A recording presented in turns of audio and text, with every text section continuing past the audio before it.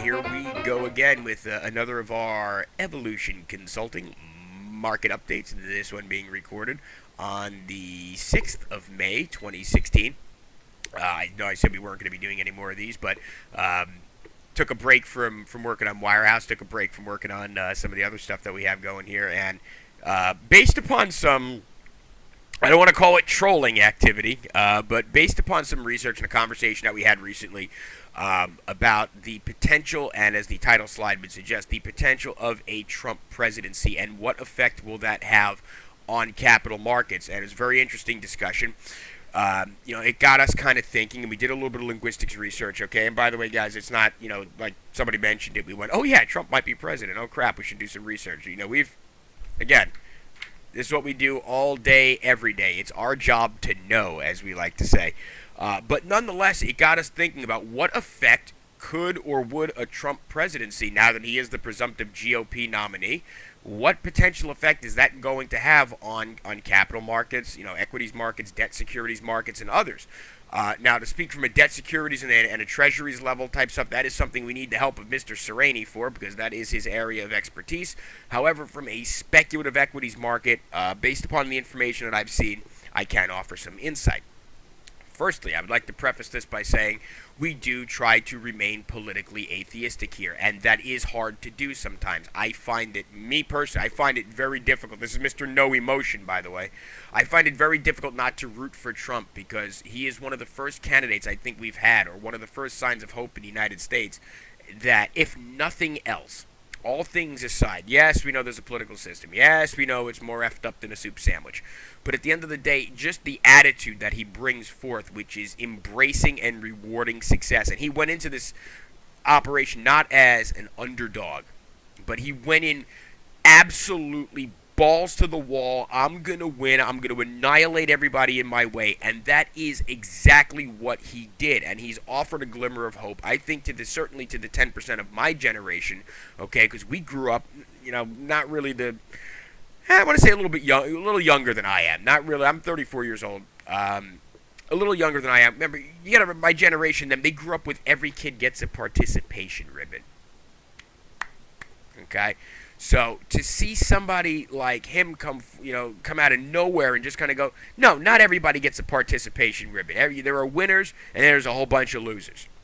And set out with that level of determination and absolutely be, if nothing else, relentless in his quest for the White House. So I think he does offer a glimmer of hope to a component of my generation that largely, up until very recently, has remained quiet, and that's I call them the bloodthirsty, meat-eating super capitalists that are largely overshadowed by my generation's and younger. The every kid gets a participation ribbon. I want to open up a store that sells recycled coffee cups that are melded into skateboards and stuff like that. And entrepreneurialism is great, but at the same time, there is a certain I don't have the word for it, guys, but there's a certain, I don't want to call it softness, but there's a certain naivety to my generation. I said that's the 90%. Okay, the 90% of the millennials. I go, don't forget that there's a 10% out there too. Then as I like to say, we walk amongst them. I consider myself one of them. I consider evolution consulting audiences, 10%ers. The opportunists. The real capitalists, the anarcho-capitalists, the do work, get money type of capitalists, and they're kind of hidden within my generation. For the most part, and overshadowed by, I call it the Google corporate lifestyle type of thing. Now, I'm all for, as you can see, I'm all for casual Monday through Friday and everything, but again, on a social level, I don't have a hell of a lot in common with my generation. I'm kind of proud of that, thankfully. But in terms of Trump as a potential president and the effect that he's going to have on the mentality of a nation, because that is something that politicians can affect. Policy and other stuff, there's a system there. Whether or not that system is corrupt or broken, I really don't effing care at this point, because it's all going away soon enough based upon our analysis during the global economic reset. But as a mentality, or as a perception, or as a motivator, or as a face to perhaps a new movement, I think Trump is exactly what my and younger generations need to get out of the every kid gets a participation ribbon type of mentality and into the kill them all, let God sort them out, as I like to say. And I think that's what Trump represents, if nothing else. So in terms of him being good or bad for capital markets, first of all, as I often say, good and bad are human constructs. But as opposed to him having a positive effect on capital markets, I think, based upon the linguistics that we've seen, based upon the analysis that we've seen, and based upon some conversations that we've had with some folks, okay, I don't think he's going to be, and I've seen articles, by the way, where they're like, and AP and Bloomberg and stuff like that, they go, the market's going to drop 50% on a Trump win, and it's like, no, it isn't. The market doesn't care at this point. It's being fueled by ridiculously low interest rates, asinine central banking policy, absurd amounts of liquidity. So at the end of the day, will an election move the market? Yes. If Trump wins, do I see that as being a negative for the market? Absolutely not. Okay, if anything, and sometimes it's difficult, guys, and I understand that these type of social pieces, I try to not do too many of these. I'm going to try to not do too many of these because I understand it's not the instant gratification of me saying, hey, buy JNUG, 2 days ago, and all of a sudden, you're 30% up on your money. Okay, these require a little bit of time to kind of be proven correct, which is why I generally stick with the economic stuff. All right, because it's kind of more of an instant gratification type of thing. But based upon the linguistics that we've seen, based upon some of the word matrices and stuff that we've seen, okay, there is a very high possibility that Trump ushers in something of the 1980s version 2.0. All right, now I'd say something about his fashion and his style and say the guy's stuck in the 80s, but who the hell am I to talk about fashion, right?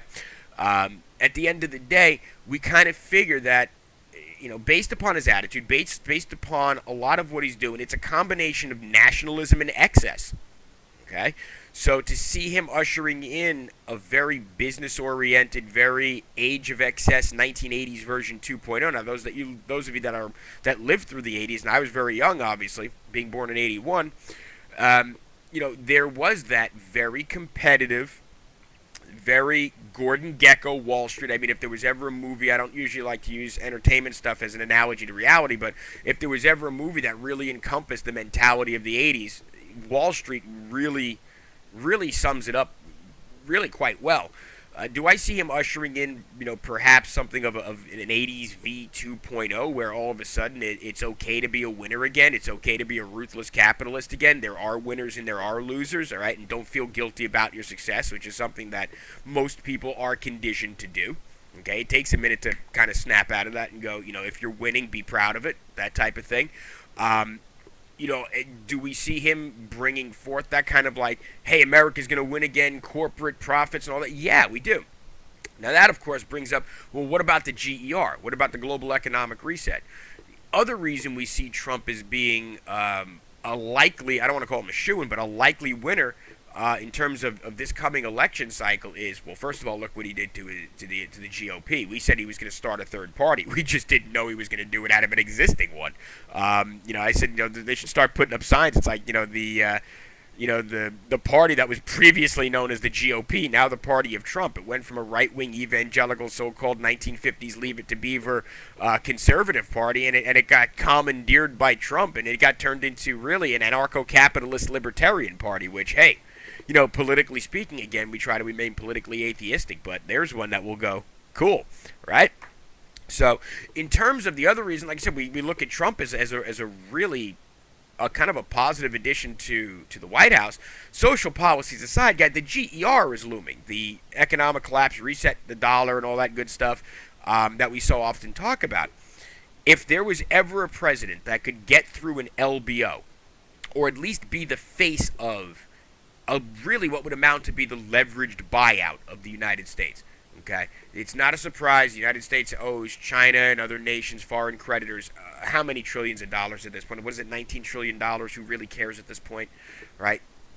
At the end of the day, something's got to be done about that to maintain the integrity of the system, or at least usher in whatever the next new system is going to be. Okay, he would be the president that could get away with having to do some stuff. For instance, for those that followed along during our test of concept phase, we said that there was an above average probability, and we've seen more research indicating the fact that we were right on that, that a lot of the U.S. debt securities, especially those issued to China, may have been backed by federal land. Would explain things like the Bundy Ranch, amongst other things, which back in 2014 we said, oh, you think that's the last you're going to see in those types of events? And not surprisingly, excuse me again, we've seen more and more of those patriot movements and the BLM and all that stuff. And guys, you don't have to be a rocket scientist to figure out kind of what's going on there. Again, based upon the information we've seen and the application of a little bit of common sense, there's only one reason they would be going after land like that is because it's owed. It's used as collateral. It's backing a lot of the U.S. Treasury securities that were shuffled off to China and shuffled off to other foreign creditors, okay? So that's number one. Number two, you looked at like Puerto Rico, for instance. We kind of joked around and we said, well, first of all, that's a cluster F on the order that some sovereign nations haven't seen what's going on down there. And I said, how long is it going to take, somebody to go, well, what the hell do we need Puerto Rico for anyway? And all of a sudden, it becomes property of China in an LBO. It becomes property of China in a negotiated settlement bankruptcy. Here you go, guys. Let us know what we can get for Puerto Rico. You got San Juan there. It's a deep water port. It'll be a lovely stop on your way up the east coast to the United States after you go through the Panama Canal that you now own. Both of them. So, at the end of the day, guys, do I see Trump as the kind of president that could do that and do the things that need getting done? Yeah, absolutely I do. As far as the handling of the GER, that's going to be done, in my estimation, and in the estimation of others that I've spoken to, certainly at a higher level. But you got to remember, guys, somebody's got to sell it, okay? Because I give you another example. One of the reasons we've picked plays like Taser and one of the more recent ones we recommended, it is it's a sub $2 stock. We don't like to recommend those publicly, but LRAD. Which are long-range acoustic device. The reason we're looking into these chaos plays, the crowd control plays, the stuff that you need in the event of large-scale sustained civil unrest, Strum Ruger, Smith & Wesson, all those plays, is the fact that the global economic reset, as far as we can tell, is a component of social architecture. It is a component of social engineering. All right, and we're not going to get into that here, but even with a Trump presidency, okay, I think there's a lot of folks out there that have already made peace with the fact that, as we so often joke around and say, there's going to be chaos. Okay, and there is going to be chaos. He starts building a border wall, there's going to be chaos. He starts deporting people, there's going to be chaos. He has that kind of natural presence about him where it's just chaos happens around him. Okay, and that's a product of just who he is, how he's chosen to run for the office of the presidency, and how he's chosen to present himself.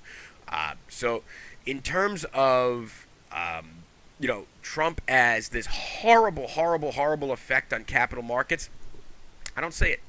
I don't see it. Neither does Evolution 4.0. We ran the first couple of searches with Evolution Ultra. We're still perfecting the algos for Evolution Ultra. It's not easy, but we're doing it. And we just don't see it, guys. We see him as being kind of the first truly, truly, truly all business, all day corporate president, that the United States has had, even beyond a Reagan or even beyond, and you can complain and jump up and down and say, oh, well, the Bush family has banking connections and, the Clinton family has banking connections. Yeah, well, no poop. Yeah, they all have banking connections. Surprise, surprise.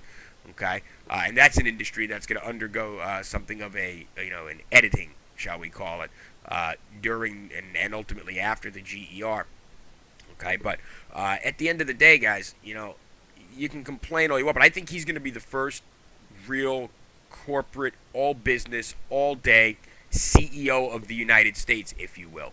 And again, I mean, it's hard to sometimes remain politically atheistic when and you got to think. By the way, you look out into the crowd at some of his rallies, and one of the things I personally observed is I think he knows that the hope for this country, the hope for the United States, lies with what I call designer blue collar and white collar.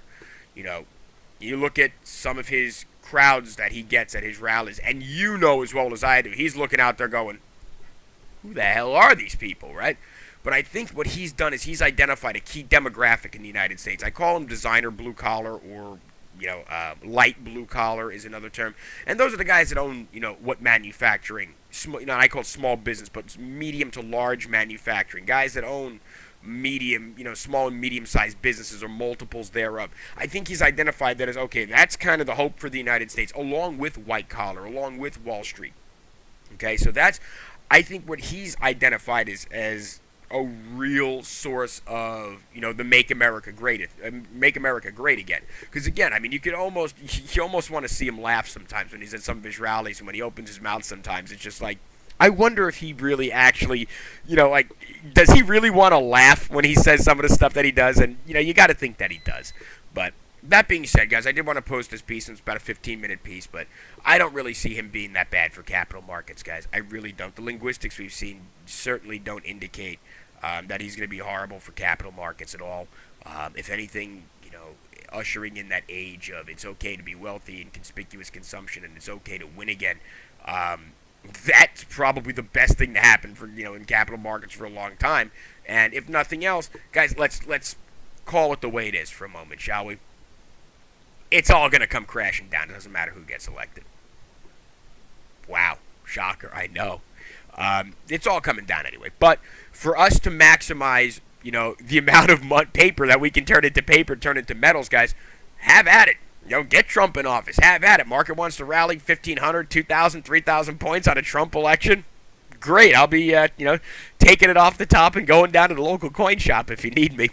But on that note, guys, I hope you're enjoying these. I really do.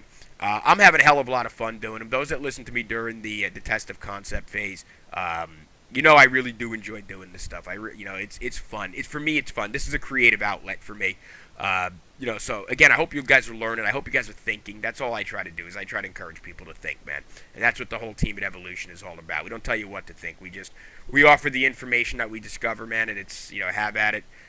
It's up to you to do with as you may, so to speak. So, that being said, hopefully you guys are converting your paper into more metals. Speaking of, metals are just having a friggin' rockin' day. As a matter of fact, I might even stand up and start dancing around an air guitar. And after I'm done recording this, we got gold up $23 last I looked. We got silver up 27, 29, 30 cents at this point. And we got the S&P just kind of flatlining, and the Dow's kind of flatlining. And we got no rate hike. Oh, who didn't see that coming? We got no rate hike until December. That's something that we forecasted. Likely, I should say. Probably not going to be. We're not going to see any sign of a rate hike until likely December. I mean, let's be realistic about it. So that's it, guys. 0.25 basis points into December. I can't imagine why gold is rallying. And for those that watched our video prior to this about the new support level for gold, that's the artificially new low high, if that makes any sense. It's the artificially new low high for metals, and as I said, the Shanghai Gold, and they're going to start moving those up about $100 every week. You're going to see, watch, it's going to be I said $100. Let's be realistic. It's $65, $70 every week and a half-ish is what it's going to be, and all of a sudden, then people are going to start noticing. Then it's going to be more frequent. And that's kind of what I think the BRICS nations and Chinese are hoping for, because again, let's not forget, guys, they have price discovery on the metal that's going to ultimately likely back the Chinese yuan or some permutation thereof. Speaking of, do we see Trump as being a proponent of a gold-backed U.S. currency? Yep. Okay. Do we see that East versus West animosity evaporating?